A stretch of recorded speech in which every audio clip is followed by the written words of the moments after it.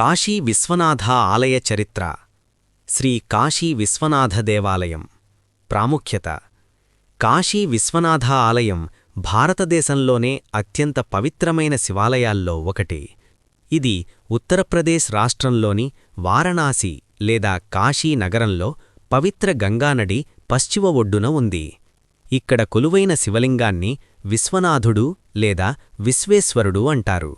ఇది 12 జ్యోతిర్లింగాలలో 9వ జ్యోతిర్లింగంగా పూజించబడుతోంది. కాశీని హిందువులు 7 పవిత్ర నగరాల్లో ఒకటిగా భావిస్తారు.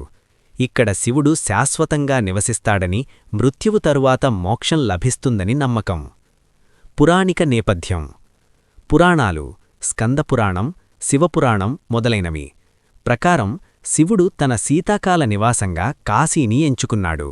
ఇక్కడ జ్యోతిర్లింగం రూపంలో శివుడు ప్రత్యక్షమయ్యాడని కథలున్నాయి. ఋగ్వేదం, రామాయణం, మహాభారతం వంటి గ్రంథాల్లో కాశీ ప్రస్తావన ఉంది.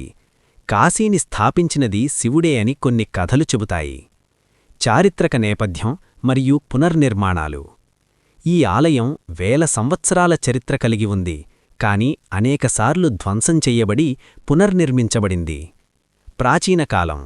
కింగ్ విక్రమాదిత్య సుమారు 2500 సంవత్సరాల క్రితం ఆలయాన్ని నిర్మించినట్లు కొన్ని సూచనలు ఉన్నాయి.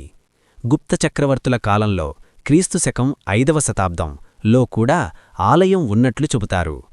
1194 CE మహ్మద్ ఘోరీ దాడిలో మొదటిసారి ధ్వంసం చేయబడింది. తరువాతి కాలం. ఇల్తుత్మిష్ కాలంలో ఒక గుజరాతీ వ్యాపారి పునర్నిర్మించాడు, కాని సికందర్ లోధీ కాలంలో మళ్లీ ధ్వంసం. 1585 CE మొఘల్ చక్రవర్తి అక్బర్ ఆదేశంతో రాజా టోడర్మల్ మరియు మాన్ సింగ్